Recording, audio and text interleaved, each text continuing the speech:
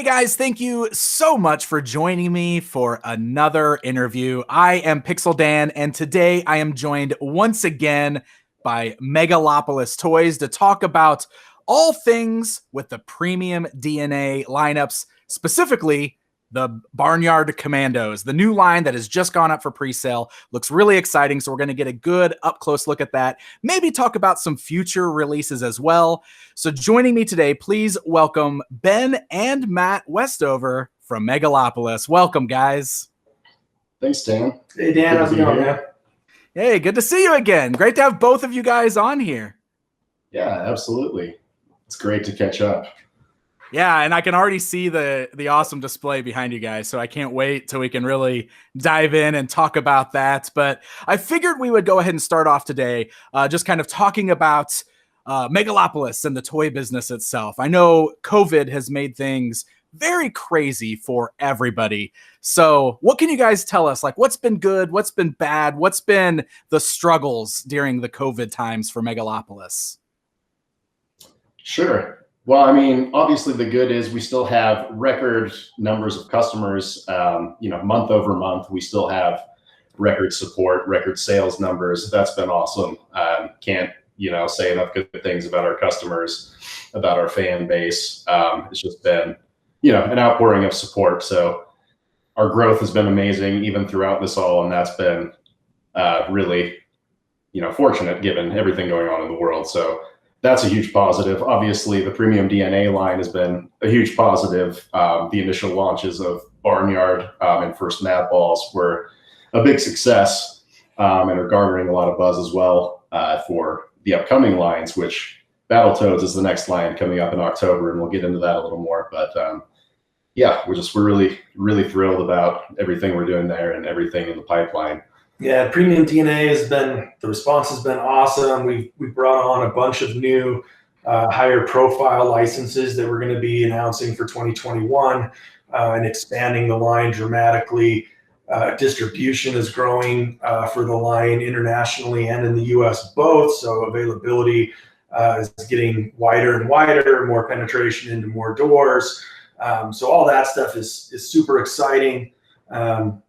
We made the Inc. 5000 from Inc. magazine, which is the 5,000 fastest growing private companies in the US, which was a big surprise to us, but was an awesome achievement, especially during these challenge times that we were able to do that. So definitely a lot of really positive stuff going on, despite the fact that the world is absolutely insane and nothing works the way that it's supposed to and you're used to it working. Sure, of course. Well, that's awesome. And congratulations on the honor. That's really cool to hear. Thanks. Sweet. So what about some of the challenges? I know everybody's kind of had some struggles. So have there been some challenges going along with this as well? Definitely. There have definitely been challenges, especially coupled with our growth. Supply chain issues have been a challenge for retailers all over the world, as well as shipping speeds. Those things have been a function of a few different things, reduced crews in our warehouse, as well as intermediate carriers and so forth. Plus, an increase in just packages going out the door for ourselves and other e-commerce companies, just overwhelming carriers with all the people at home. And that's been a little bit of a challenge, slowing down packages, not getting things to our customers as quickly, which understandably leads to a little bit of frustration. Plus, we've been growing really quickly on top of it all, on top of these existing challenges from COVID. So it's created a little bit of a challenge to navigate. I think one of the things that's been craziest during COVID is the fact that your set of problems is constantly evolving. So it's a lot like shooting at moving targets. So it's when one thing pops its head up, you kind of figure out how to solve it, and then you run into something different. And for us in the toy business, the COVID disruptions really started last year before it ever hit the US. Last October, when it was blowing up in China, the initial supply points coming out of the factories and getting loaded onto ships and stuff was terribly disrupted. So supply at the beginning of this year was messed up. But we were able to do really well more at the beginning of the pandemic, where it wasn't really affecting much for us. And then as it spread in the US, and more places went on lockdown and more people were staying home, there was just a huge boom in e-commerce in general. So our sales went through the roof and our volume went way up. So internally, having the proper resources of manpower for customer service and shipping was a challenge, but we weren't the only company dealing with that. And so a big thing was the carriers being overwhelmed. And we went from having multiple pickups every single day to not even being able to have pickups every day. And when they did show up, they couldn't take everything. And so that was a huge thing.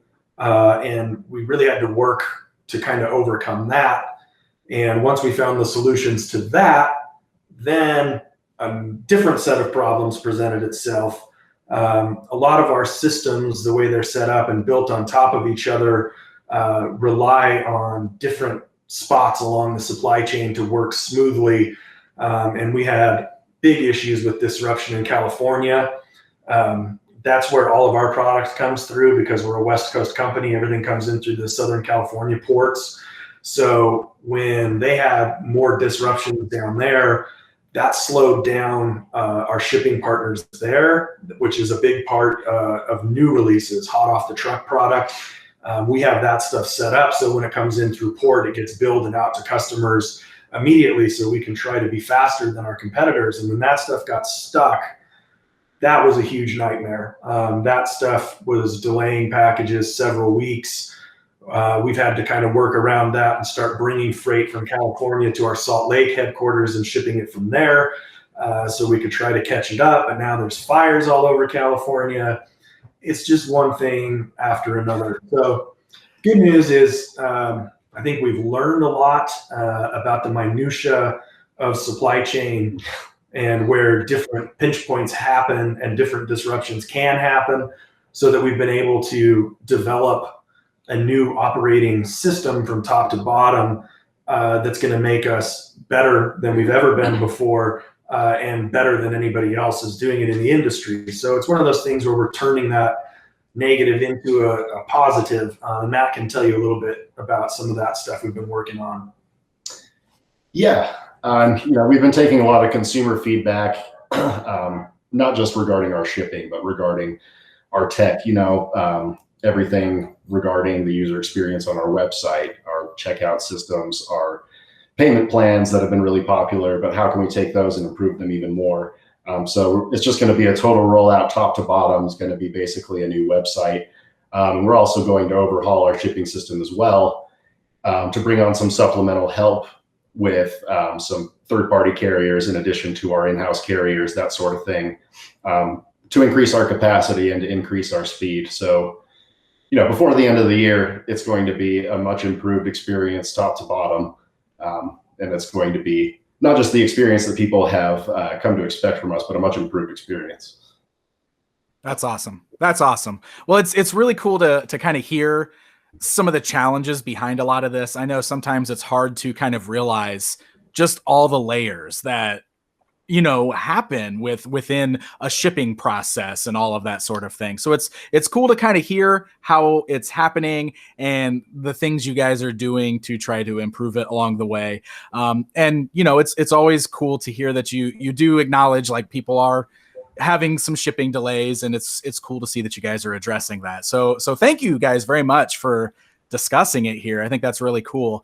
Also, like when people are having these types of problems, what's the best way that they can reach out to you? I know I've seen some people say that the emails seem to be a little slow, so I wanted to see if you guys could address that as well. Yeah, so to clarify, the email generally gets backed up when our customer service is overwhelmed with phone calls. Generally, those become more time consuming and they're not able to get to a significant volume of emails. So if the inquiries are directed toward the email, they tend to get answered more quickly. So we've been trying to funnel as many customers as possible toward the customer support email so that they can get taken care of as quickly as possible.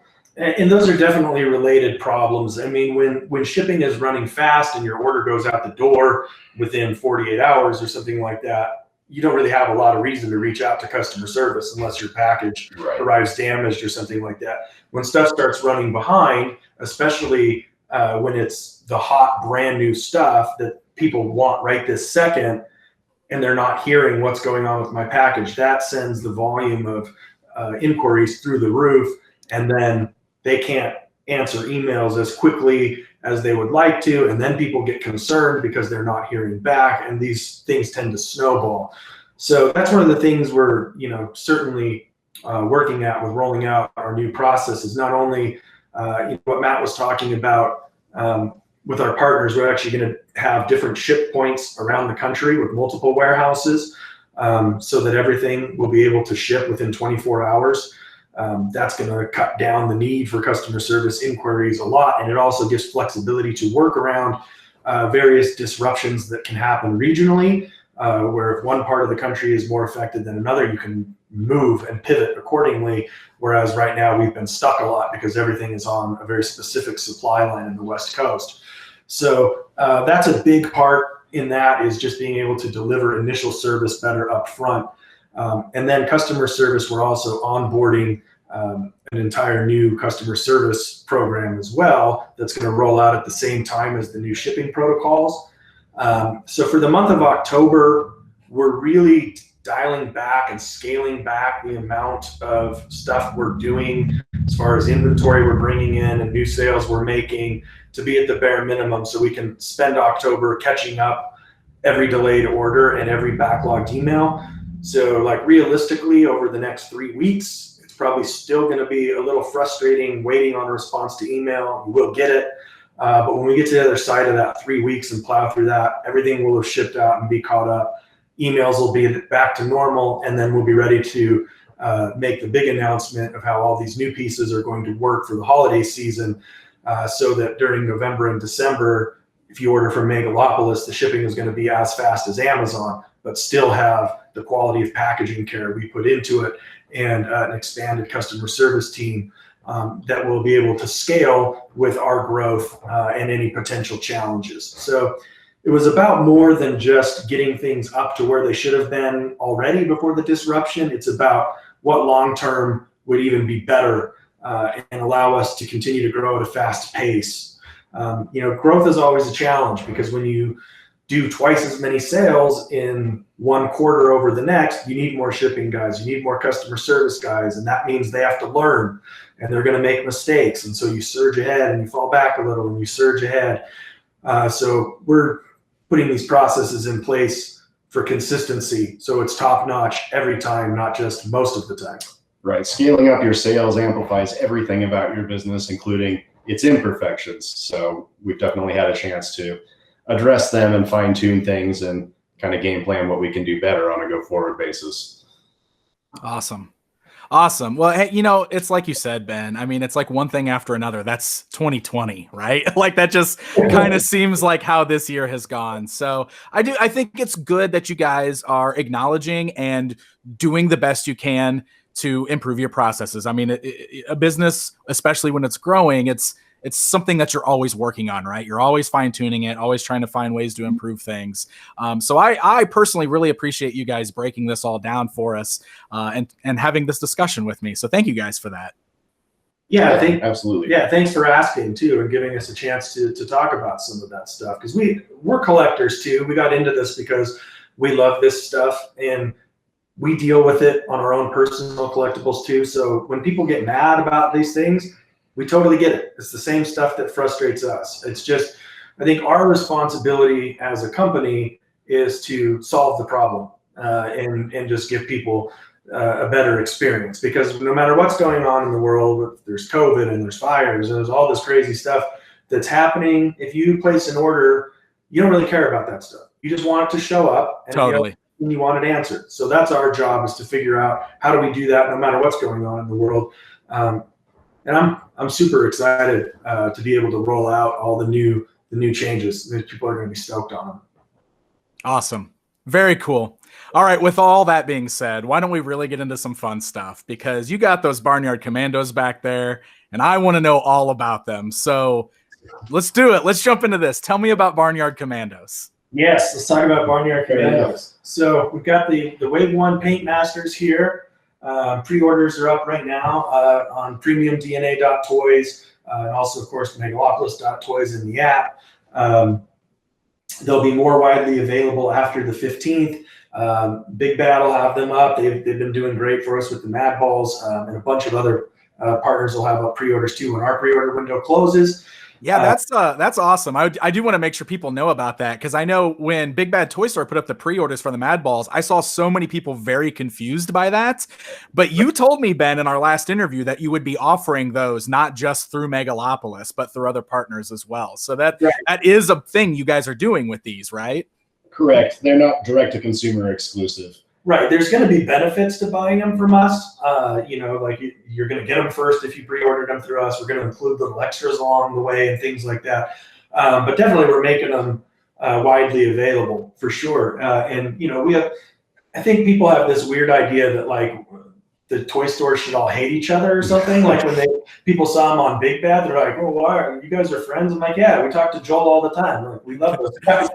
We're all doing the same stuff." It's the same with toy YouTubers. Just so you know, everybody thinks that we are all in competition and we hate each other. I don't know why, but I'm friends with like all of them. So you and Shartimus are having your annual night. Except Shartimus. I don't like Shartimus. No, I'm just kidding. I'm kidding. I love Shartimus.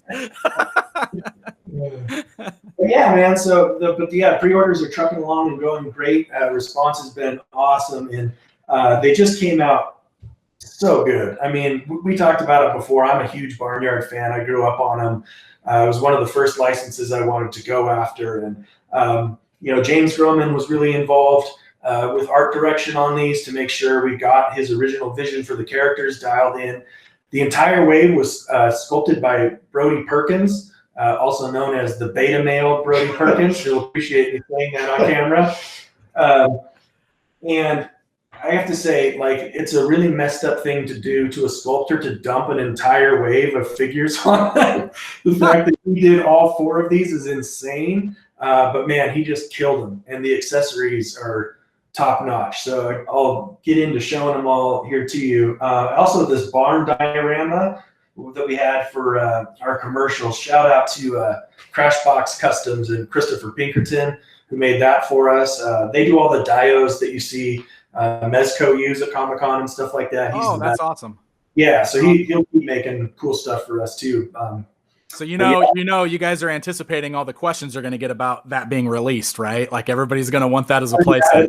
Yeah, already happening. They want to know when the playset's happening. But dude, if people want to buy a barn, I'll make a barn. That'd be sweet. I'd love to have that blast. Oh, absolutely. That'd be great. So yeah, the more the merrier. But should we jump into these? You want to see? Yeah, let's do it. Yeah, let's go through them. So up first, I've got Sergeant Wooly Pullover. So let me bring him up here, get him closer to the camera. And I, of course, brought the vintage ones with me so we can do a little comparison. Oh, yeah. Man, give us the comparison time. That's why you make the big bucks. Oh, okay. Do you want me to do it right now? Yeah, set it up. All right. It's comparison time. I just got chills. So here's Wooly Pullover in premium DNA. Wow. Here's the vintage Wooly Pullover. Oh my goodness. Give you an idea of the mammoth scale that we're talking about here with these. So here's his vintage accessory gun. Here, you can see that clips on the backpack. So he's got 2 sets of accessories. So he's also got the gun with premium DNA, which, as you can see, it's bigger than he is. I was going to say, look at the size of that. Holy cow. It is so big. You can see some of these details. The little Ram logo is sculpted in there. Lots of little, like, part of the story of Barnyard Commandos is how they've repurposed stuff they find around the barnyard. There's old military equipment from the generals that own the barn, but there's also old farm equipment. So we're doing a lot of stuff like this, where this is an old telephone keypad that goes on there, and they've got all these fun little things, keep clear and this side up and all this stuff. And then this is actually articulated. It's not on the prototype, but here on the side, this is a full swivel, so the gun stands up, and then there's a pivot right here so it can bend forward. So this can actually stand up as a shoulder cannon when he's wearing it as well. Oh, wow. That's awesome. His other set of accessories, originally when James designed him, he was called Lambo. And so we wanted to do a Rambo inspired set of accessories. So he's got this bandolier full of eggs, and all of these eggs are removable. He's got the compound bow, which is really awesome. And the different parts of this look like repurposed farm equipment. The little wheels are like wheelbarrow wheels and stuff like that. And then the quiver is, of course, an old milk can with these big rusty rivets on there and the Rams logo. Oh my God, it's amazing. Check out these arrows. This is one of my favorite parts. So the arrows, this one's a corn cob. This one is a carrot. Oh my gosh. And then my favorite, the unfortunate chicken who has been tied to the arrow here for Wooly to fire at his foes. Oh my God, that's amazing. I love the egg bombs too. Like how it's so Ace Duck, the egg bombs with the bandolier. I love it. Oh, yeah. It's great. And then the way we're doing these to hold the accessories, it's kind of a challenge to figure out how to make a hoof have a gripping mechanism. It looks like a claw if you sculpt it like that. So what Brody did, each of the guys that have these hooves actually come with 2 sets of interchangeable hooves. So the one set is just clean like this. So it just displays nice and clean. And then the others have this little pinhole in them. And the accessory actually has a little peg that just pegs right in there. So it's nice and super stiff, so you can move it around and flail around and they're not going to drop it. So that was Brody's idea that he came up with that was pretty genius and worked out great. So I'll go put Wooly back and grab the next one. Awesome. I love seeing just like, because the original line were those, they weren't really articulated. They were like those soft, like I always like to call them like dog toys, because they're like the soft hollow rubber. Right. It's amazing to see the transition into like these fully articulated, like fully decoed out action figures. They look awesome. Yeah, and this articulation is crazy. So when we get to the last one, I'll show you exactly how all the articulation works on all of them, because that's been a question that's come up a lot because the sculpts are so smooth and Brody's hidden the articulation so well in the sculpts. I get a lot of people going, well, I can only see 5 or 6 points. It says it has 28 or whatever. And it's like, they're all there. That's, he's just that good. So I'll show you that when we get there too. Sweet. So up next, we've got Major Lager Mutton. He includes this pumpkin and a couple watermelons, one that's split in half and one that's whole here. Yeah, it's a pumpkin spice grenade. Yeah, just some pumpkin spice grenade. Yes.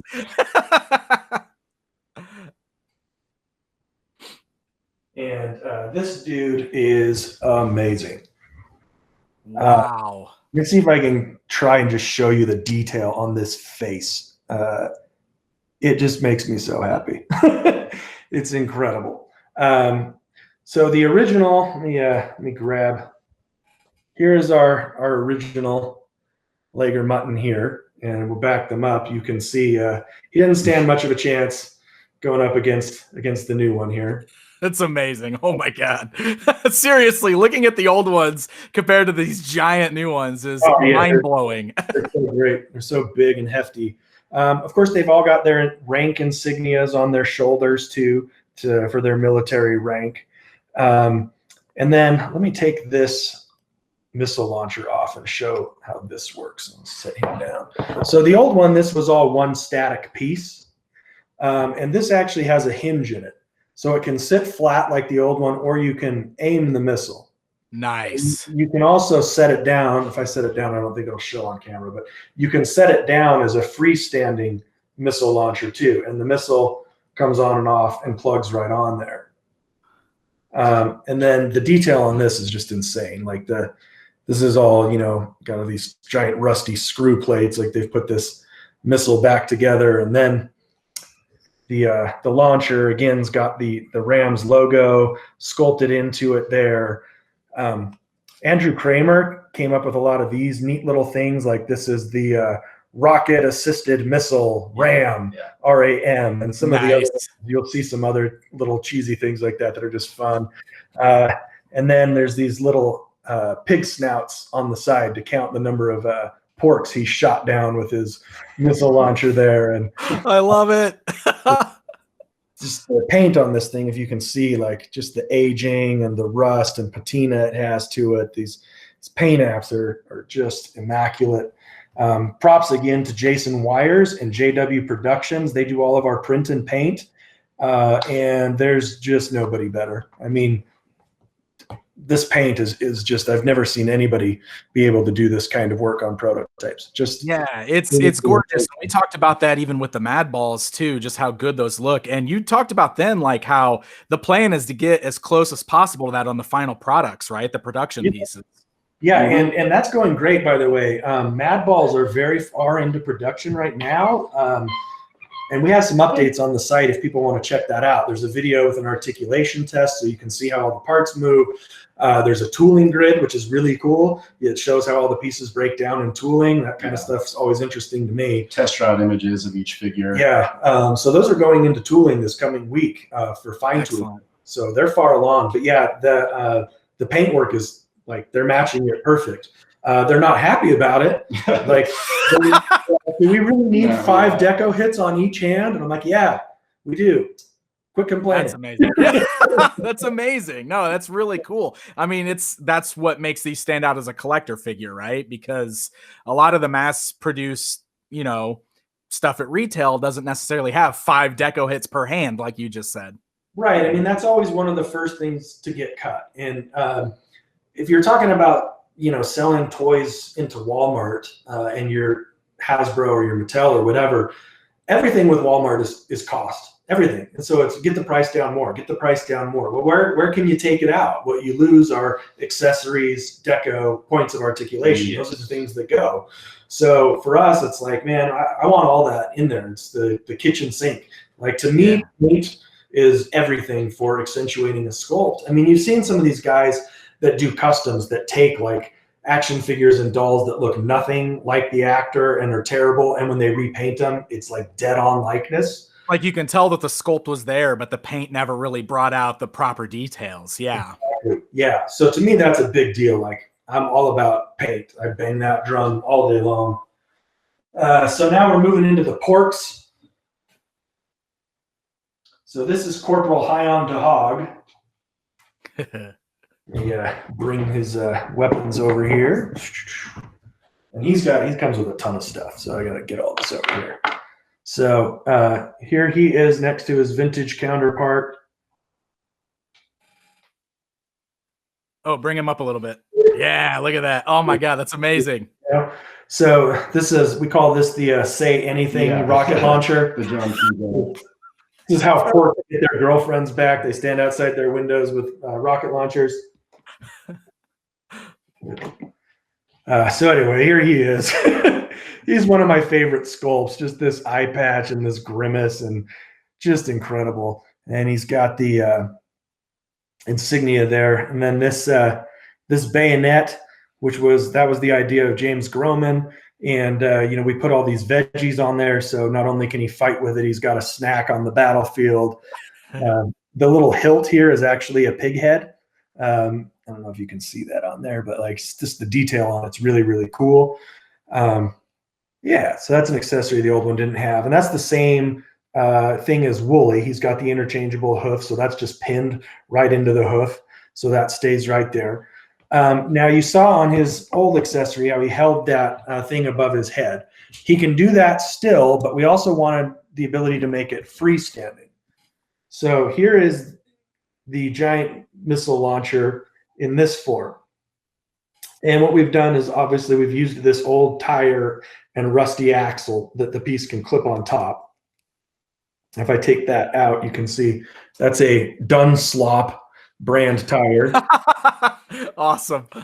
And then this one is also got one of these gimmicks. This is the 1-1 OG, so hog. Oh, wow. Then on the vintage figure, he had this giant dial looking thing on the back. So we've got that same dial that can plug in to the back there. So it's just like the vintage figure, or you can take that off and has a replaceable satellite Sat-nav readout. So that can plug in there. And so then that can be a satellite readout thing instead. Oh, wow. That's great. Yeah. And I'm looking in to see if we can do a lenticular on that. I don't know if it's possible. Oh, that would be amazing. That would be so cool. Right? So I'm going to try. No promises, but I'm going to try. And then, yeah, all these missiles come off. The pork's nose is sculpted on there. And then to have him hold it, it's got the handles that can clip on, so he can hold it just like the old ones. And we made those so they were the same shape as the old ones, but Andrew came up with the idea of making everything on these have a story behind it that fits the backstory. And so these are actually pistons, like engine pistons. So that makes sense for the story of them repurposing barnyard parts. So yeah, that's really cool. I think that's all of his bits and pieces there. But yeah, I mean, he's got crazy amount of stuff, the tire and the interchangeable pieces and his bayonet and everything else. And I know you love your pigmen toys, right? So yeah, you know how I feel about anthropomorphic pigs. So let's see. Then last up, we've got Private Sido Bacon. I love that name. with the dark brown shades. Well, the dark brown shades are over here. He's wearing the see-through ones at the moment. But there he is. Put him up. You can see next to the OG. Next to the OG, he's massive. It's incredible. Like Russian nesting porks. You could stick that one inside that one. Nice. Yeah, there he is. So one thing to note, because we don't have it here, he's got a flame effect that clips into the end of this blowtorch, so it'll look like fire's coming out. Oh, so that's great for cooking rams, and it's also great because then High in the Hog can roast his veggies and get a nice char on them. That's amazing. Let me take this off for a minute. So yeah, so this has two pairs of interchangeable goggles. So we've got the translucent yellow here, and then these are the ones Matt was referring to, the Doc Brown shades that look like from Back to the Future when he shows up at the end there. So those ones are like more like the blast shield to protect his eyes, and they get that kind of futuristic vibe going. I love it. Let me show that backpack next to the old one too, so you can just get an idea of the scale of that thing. That's so cool. And then he also includes this hay bale with barbed wire wrapped around it. So we're going to be doing lots of this kind of stuff, the produce and the hay bales and things like that, so that as the world grows, you'll have the opportunity to make a more crazy barnyard with all the different things. You can't just have the livestock. That would be ridiculous. So let's go through the articulation. So one of the things, like I mentioned, are people talking about, well, they can't see where all the different points are. So for the guys that are down on all fours, each one of these hooves is on a barbell joint. So that's got 2 points of articulation in each of those feet. And they have a very wide range of motion. I don't know if you can see it very well on here, the Paint Master, but they rock and swivel and turn. So as you pose these guys leaning and standing in all these different ways, the hooves can go with that. So you'll be able to pose them tons of different directions. The front legs have this joint here, which has both the hinge and the swivel. Shoulders ball jointed, so it moves 2 directions. They've got, all of them have a torso pivot. So the torso can move around and bend and everything. Head is on a ball joint, so it has a wide range of motion. And then let me take one of these back legs off, and I can show you how this articulation works here, because this is really cool. Cool. So when you look at it head on, you're not really seeing a ton of articulation because Brody's hidden it so well. So you've got the 2 points I mentioned there. And then when you get to the back of the leg, I don't know if you can see it on there, but this crease there has a pin and a hinge as well. So you can twist the leg in the middle or hinge it in the middle. Then at the top, it has this thigh swivel that plugs into the leg. So you have a full thigh swivel all the way around, plus the ball joint that plugs into the body, which has the hinge and the pin for 2 more points. So each one of these style of legs has 7 points of articulation in it. Amazing. Which is crazy. Yeah, that's awesome. And you can't see any of them. I mean, it's like, yeah, Brody's such a good sculptor. 7 points of articulation and a full side of bacon. In each leg. We should put that on the box. Yeah, there you go. It's a new tagline for you. Andrew Kramer already came up with farm-ticulation. So farm-ticulation. That's good. I'm gonna grab one of them that's on 2 legs too, and we'll walk through that. But same thing, the legs they're standing on have that same articulation in it with 7 points. Then the arms have swivel in the wrist, swivel and hinge elbow, ball jointed shoulders, torso pivot, ball jointed head. Wow. So yeah, all of them have I think 26 to 30. Oh, and the sheep have articulated tails, of course, because if you're gonna have a furry tail, it's got to move, So these look amazing, guys. I mean, seriously, and this is a thing I've talked about before with these, but like, I love the weird oddball toy lines like this, these retro toy lines, and it's just so cool seeing them get like this collector upgrade treatment like that. I love it. I think it's so cool. And like, these still feel like big and chunky. And I always talk about that. Like, a lot of the toys I liked as kids, they always felt huge in my hands. Yeah. So, now that we're adults and our hands are bigger, you got to make these bigger and chunkier so they feel like toys again. And it looks like that's what you're doing with these. And I love it. Yeah. And that's a really big thing for me is the tactile feel in your hand. I like to, what I tell people is make toys that are the way you remember them, not the way they actually were. So they never looked as good back then as they did in your child brain. So I make them look now where they have all the familiar elements, but bumped up. So they capture that same feel, but then so they also feel the same way in your hand and have the same proportions. And like with these, with as big as they are, I actually shrunk them down a tiny bit. Because originally they were 6 inches tall and they were a little bit too big. So I figured like 1/12 scale is really more like 5 inches on these, because they should be a little squattier than like a 6-inch Marvel Legend figure. They should look them in the chest, not the eyes. Otherwise they look like the Incredible Hulk. So I actually scaled them down a tiny bit because I didn't think they felt quite right. And I think they're perfect how they are right now. I'm really happy with them. Yeah. They're so cool. Yeah. Sorry, Matt, go ahead.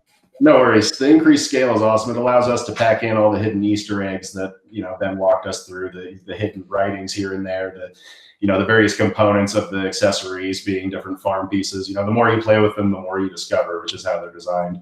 So we're thrilled on how they're coming out.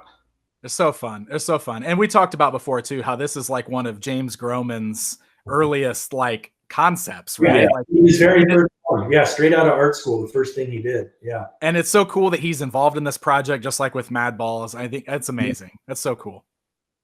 Yeah, man, that's a really good feeling, to be honest, working on it. Like, he made a post on his Instagram with pictures of all the figures and said like, I can't believe it's really real. My babies are back. And like, for someone who's given so much to the industry and elevated design so much, and is such a great guy to boot, to be able to make a toy line that meant a lot to me as a kid that he worked on, and have him feel that way about it is super cool. I mean, that just, stuff's great.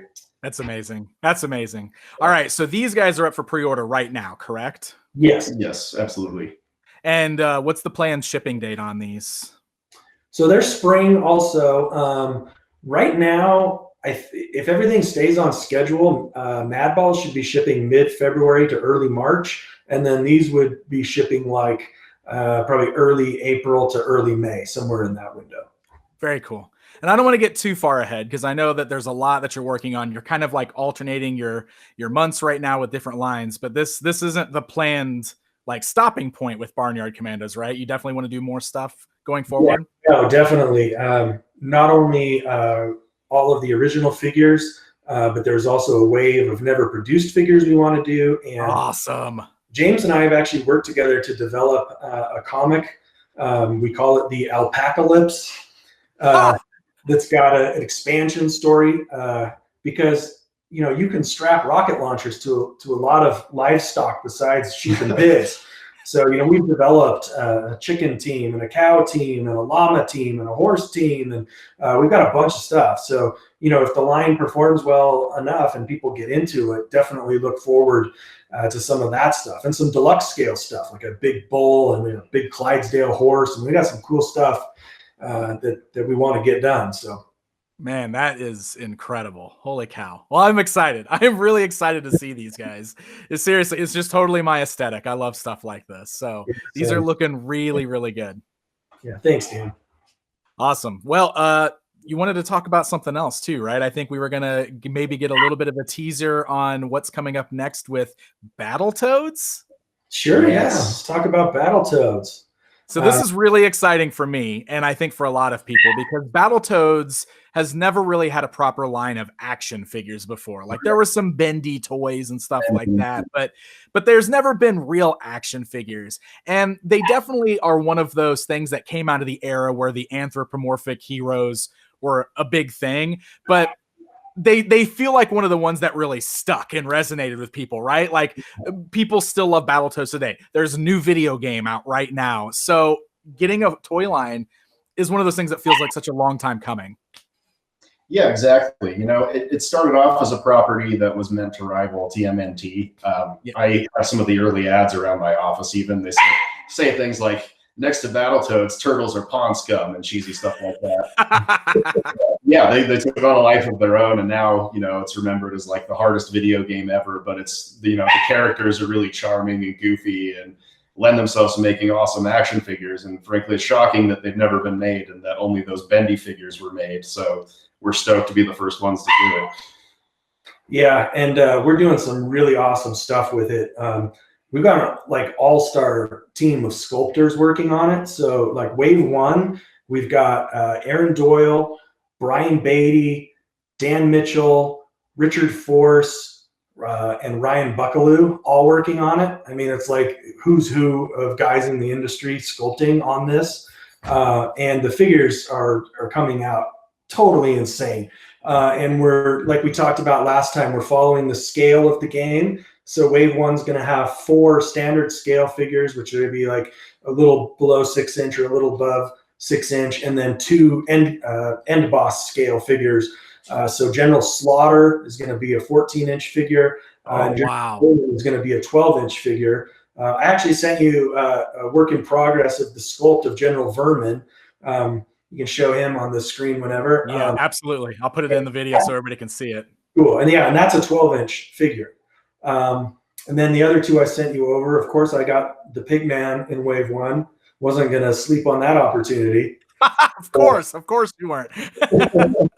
So we've got the Porka Pig in there that people can take a look at how he's coming out, and then the Rat Skeleton also. So we'll have more reveals coming out here in the next couple of weeks, and painted prototypes, and then the full wave up in October, probably around October 16th, which is a Friday, will be the launch date, somewhere in there, so long as everything's ready on time. But yeah, they're coming out awesome. And from a toy design standpoint, we did some things that I know other toy designers are going to be really impressed by. We did a couple new things with articulation that nobody's ever done before. The Porka Pig figure has a style of thigh swivel joint that's never been done in legs before. And then the toads themselves, Aaron Doyle engineered a new style of drop-down hips.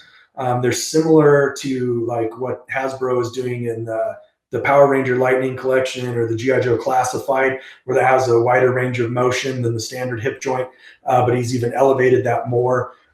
So the poses you're going to be able to do with the toads themselves, anything they can do on the game, the figure is going to be able to do. I mean, they're crazy articulated. That's awesome. Yeah, super stoked on them. And I think those are going to be, Mad Balls and Barnyard are both definitely cool, and I think show what we can do in that more stylized lane.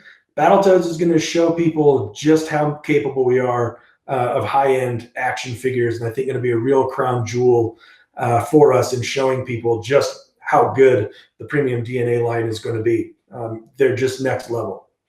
That's awesome. That's awesome. Now, are those designs based on like the original kind of designs, or like the modern game, or kind of an amalgamation of the designs? How did you guys approach that aspect?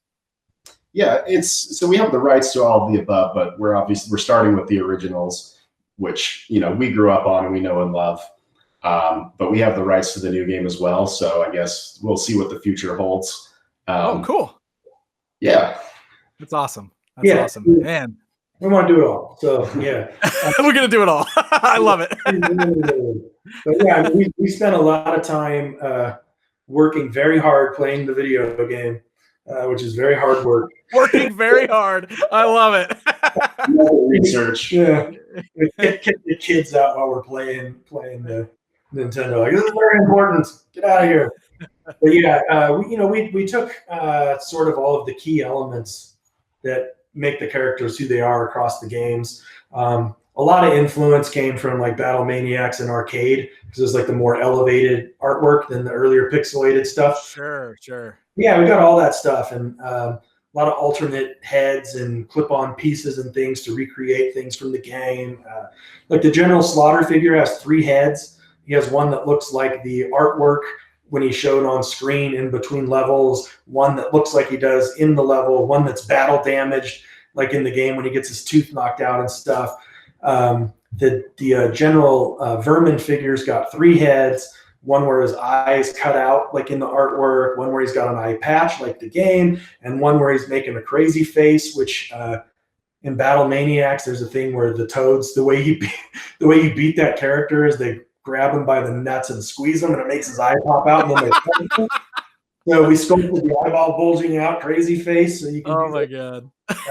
Toads have interchangeable appendages, have like the big fist and the big boot, and some of those more iconic things from the game. Perfect. Yeah, you gotta have that. That's awesome. Yeah, it's not Battletoads without that stuff. Right.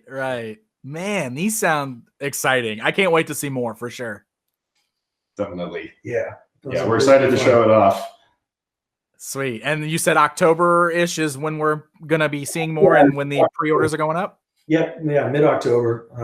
They're getting close. We're actually this is the first one where we're actually running a little ahead of schedule, which I don't know why we decided putting out like a new wave of figures every month was a good idea. Yeah. I remember when you were first announcing these, I was like, it's pretty ambitious, but it's awesome. But we should have an actual a concrete release date here to pin down soon. Excellent. So, cool. Excellent. Yeah, man. Everything you guys are doing looks really, really fun. I'm excited for the Mad Balls, for the Barnyard Commandos. I'm anxious to see what's going to happen with Battletoads. So great stuff. And I really appreciate you guys taking the time to like show us all the details and everything here today. Yeah, absolutely. Thanks for giving us the time to show everything off. You know, we take the chance to geek out any chance we get. Yeah, for sure. Awesome. Was there anything else you guys wanted to touch on before we close out today? I feel like that was pretty comprehensive. Did you have anything else? Yeah, that's good. I'm sure, like always, I'm going to text you in 5 minutes. Yeah. Like, damn it, I thought of these things. Yeah, that's right. Sweet. I Awesome. said something bad about this guy. Better edit that out. Oh, yeah, great. Yeah. Oh, nope, too late. It's in now. Maybe this way Overlord will remember for the next interview. Yeah, there we go. Awesome. Well, Ben, Matt, thank you guys so much for taking the time to show us all this stuff. We really appreciate it. Guys, make sure you head on over and check out Megalopolis at megalopolis.toys. You can check out the premium DNA selections. The pre-orders are up right now for Barnyard Commandos, and Battletoads is coming soon. And all of that information will definitely be shared, not only through their social media, but I'll make sure I share it out as well so you guys can see it. So thank you guys so very much for joining us for another interview. Until next time.